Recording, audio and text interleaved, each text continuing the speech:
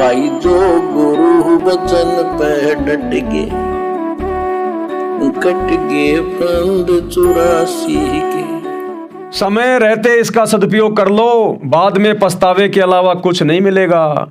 आज आप पढ़े लिखे हो, अपनी पवित्र पुस्तकों को पढ़कर देखो, उनमें सब कुछ लिखा है। आपको वहां बहुत कुछ मिलेगा। उन पुस्तकों में जो सतगुरु रामपाल जी अल्लाह कबीर ने लिखी हैं, सतगुरु रामपाल जी के द्वारा लिखी गई पुस्तकें ओरिजिनल आसमानी किताबें हैं, आसमानी।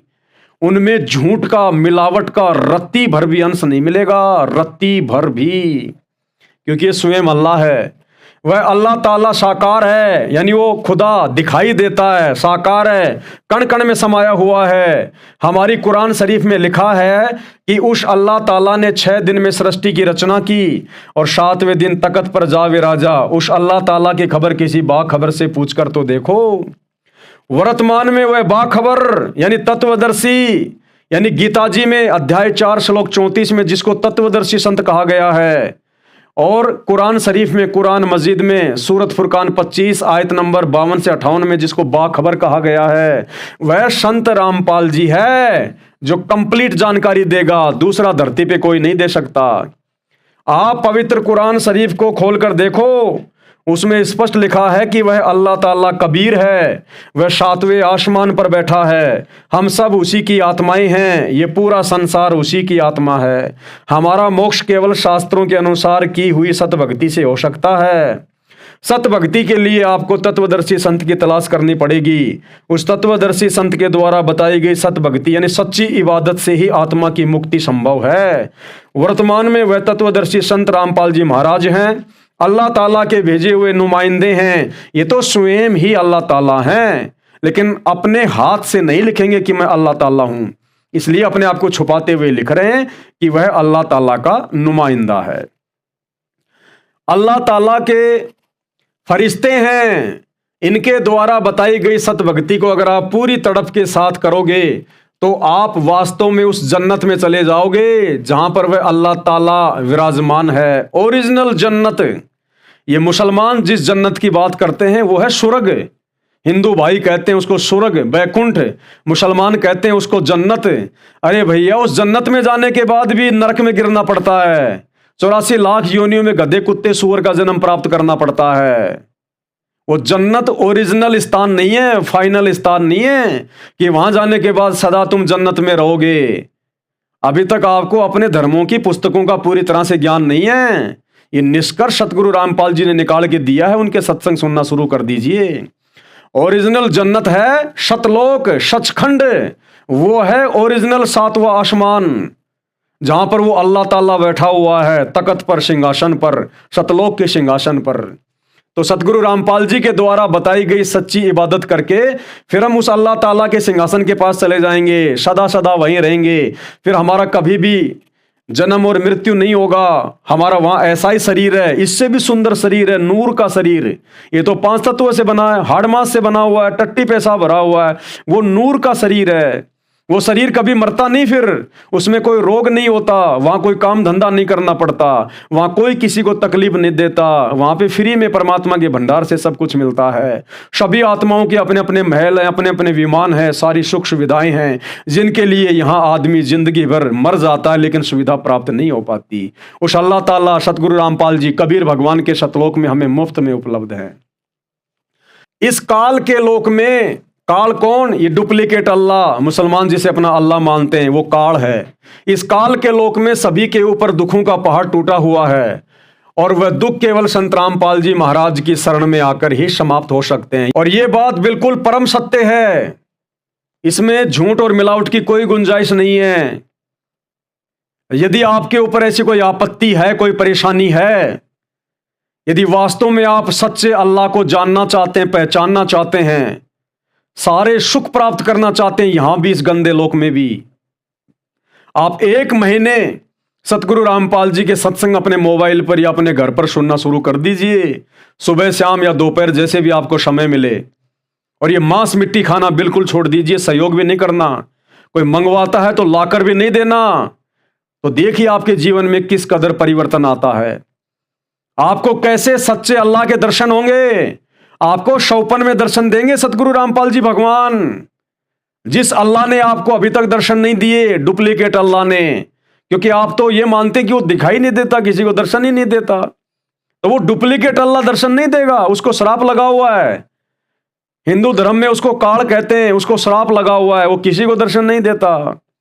लेकिन ये सच्चा अल्लाह सतगुरु रामपाल जी भगवान, अल्लाह कबीर, आप उनके 1 महीने सत्संग सुनिए, मांस मिट्टी खाना छोड़िए, रोज उनसे अर्ज कीजिए, दुआ कीजिए, प्रार्थना कीजिए कि हे सच्चे रब अल्लाह अकबर, यदि आप वास्तव में धरती पर संत रामपाल जी के रूप में हैं तो हमें किसी भी प्रकार से विश्वास दिलाइए, आप हमें संकटों से ऊपर उठाइए, आप हमें हिम्मत दीजिए, हम ये समाज की, धर्म की, जातियों की, लोकलाज और परंपराओं की दीवारों को तोड़कर आपकी शरण में आ सकें। आप एक बार शुरुआत तो कीजिएगा, आपको दर्शन देगा, दर्शन, अल्लाह आपको दर्शन देंगे।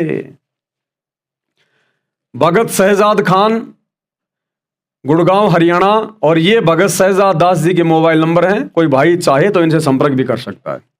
इस पुस्तक में सर्व ज्ञान, पाक कुरान व महापुरुषों की पवित्र अमृतवाणी से लिखा है।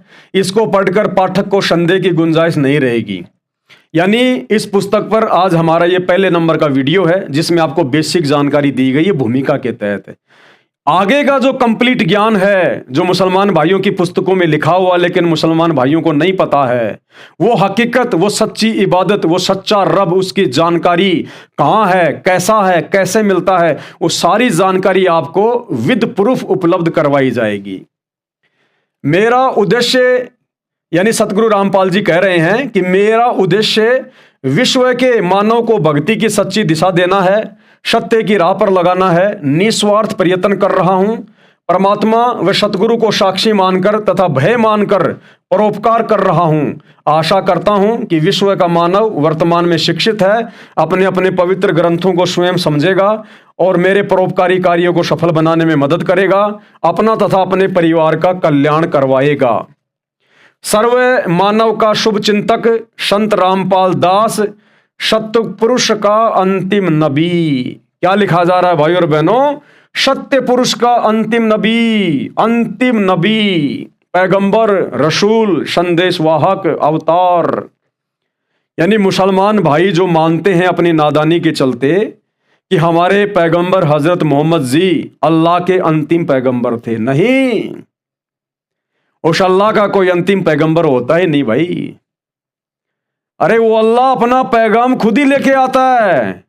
उस समर्थ, उस कादर, बड़े रहमान, रहमदिल अल्लाह का, ओरिजिनल अल्लाह कबीर भगवान का कोई पैगंबर नहीं आता। वो परमात्मा खुद ही पैगंबर बन के आता है, सह शरीर आता है, जैसे आज वर्तमान में आए हुए हैं।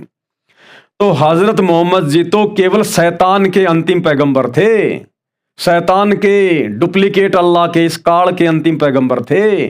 सत्य पुरुष के नबी नहीं थे, वो सत्य पुरुष के पैगंबर नहीं थे।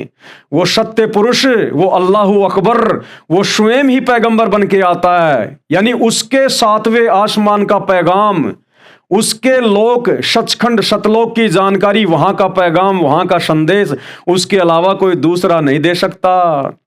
क्योंकि सूरत फुरकान 25 आयत नंबर 58 में ये जो डुप्लीकेट अल्लाह है, जो हजरत मोहम्मद जी को कुरान का ज्ञान दे रहा है, इसने खुद ही हाथ खड़े कर दिए कि उस अल्लाह के बारे में जिसने इंसानों को बनाया, साहिब नस्ल बनाया, समुद्र बनाया, खारा और मीठा पानी बनाया, जिसने 6 दिन में पूरी सृष्टि को रचा, 7वें दिन पर शाही तख्त पे जा बैठा, उसके बारे में तू किसी बाखबर से जा पूछ। तो उस अल्लाह के बारे में तो मुसलमानों के डुप्लीकेट अल्लाह को, शैतान को भी नहीं पता है। तो भला उसका पैगंबर कौन? उस ओरिजिनल अल्लाह का पैगंबर, उस कबीर का पैगंबर, वो कबीर खुद ही बन के आता है। तो वर्तमान में स्वयं वो कबीर परमात्मा, बड़ा भगवान, बड़ा अल्लाह, कादर अल्लाह, वो कबीर भगवान सतगुरु रामपाल जी के रूप में, अपने ओरिजिनल रूप में, ये है अल्लाह अकबर का ओरिजिनल रूप जो आप सतगुरु रामपाल जी वाला देख रहे हैं। तो आज वो अल्लाह अकबर कबीर भगवान स्वयं ही अपना पैगंबर बनकर अपने सचखंड की, 7वें आसमान की, ओरिजिनल जन्नत की, सचखंड की जानकारी लेकर आप और हमारे सामने उपलब्ध हैं, धरती पे प्रकट हैं। इनकी शरण में आ जाइए और इनके द्वारा बताई गई सच्ची इबादत करके अपना बेड़ा पार करवाइए। तो ये है ओरिजिनल नबी, सत्य पुरुष का अंतिम नबी। यानी स्वयं को सत्य पुरुष नहीं कहेंगे ये डायरेक्ट, लेकिन ये स्वयं सत्य पुरुष हैं, अल्लाहु अकबर हैं, और ये अंतिम हैं। यानी इनके बाद इस सत्य ज्ञान को बताने वाला इस कलयुग में दूसरा और कोई नहीं आने वाला है। तो भाई और बहनों, आप चाहे हिंदू हैं, मुसलमान हैं, सिख है, ईसाई हैं, लेकिन सतगुरु रामपाल जी के भक्ति मार्ग में कोई धर्म नहीं है, केवल एक ही धर्म है, मैनकाइंड, इंसानियत, मानवता। जिसमें इंसानियत है, जिसमें मानवता है, वो असल में खुदा का बंदा है। और जिसमें इंसानियत होगी वो कभी भी दूसरे जीव को नहीं काटेगा, नहीं मारेगा, किसी रूह को काट के नहीं खाएगा। उस अल्लाह ने खाने के लिए हमें इतनी अच्छी अच्छी वस्तुएं, अनाज दिए, साग सब्जियां, फल फ्रूट, काजू किशमिश, मेवे। हम ये गंद क्यों खाएं, पेशाबी गंद क्यों खाएं हम? तो ये तमाम जानकारियां आपको धीरे धीरे इस पुस्तक में जब आप आगे बढ़ेंगे आपको उपलब्ध होती चली जाएंगी। तो कहते हैं जीव हमारी जाति है, मानव धर्म हमारा, हिंदू मुस्लिम सिख ईसाई धर्म नहीं कोई न्यारा। ये तो डुप्लीकेट अल्लाह ने, शैतान ने चालू करवा रखे हैं। और इसी समय क्यों शुरू हुए ये सारे धर्म? आप विचार करो सभी भाई बहन। सतयुग में कोई धर्म नहीं, कोई जातियां नहीं। त्रेता युग में कोई धर्म नहीं, कोई जातियां नहीं। द्वापर में कोई धर्म नहीं, कोई जातियां नहीं।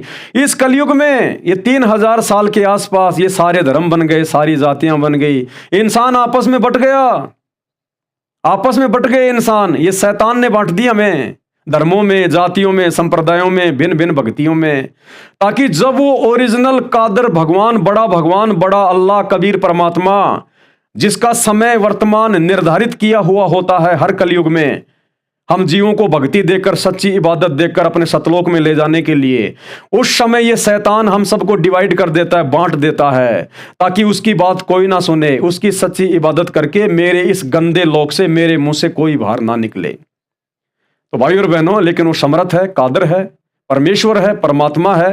उसने जो सोच लिया, जो ठान लिया, वो करके मानता है। फिर ये डुप्लीकेट अल्लाह कुछ नहीं कर सकता। ये बकरी की तरह म्या म्या करेगा, लेकिन उसके मार्ग में रोड़ा नहीं अटका सकता।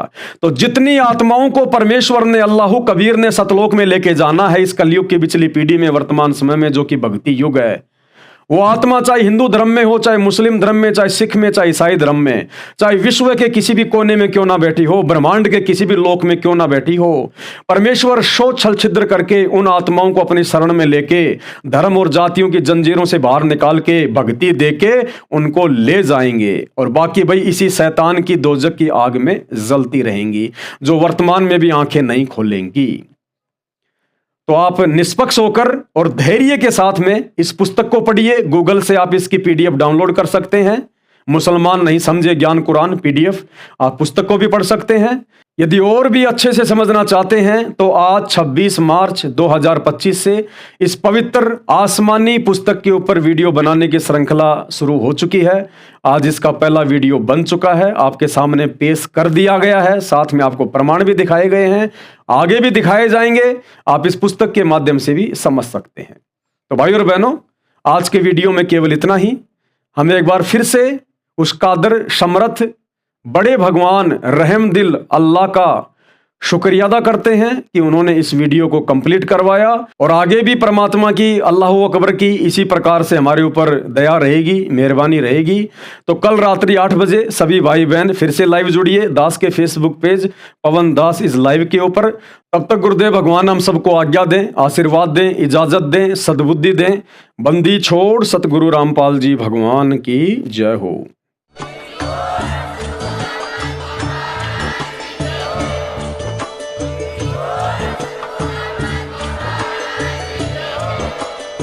भाई जो गुरु बचन पे डट के, कट गे फंद 84 के, कट गे फंद 84 के, कट गे फंद 84 के। जो गुरु बचन पे डट के, कट गे फंद 84 के, कट गे फंद 84 के, कट गे फंद 84 के।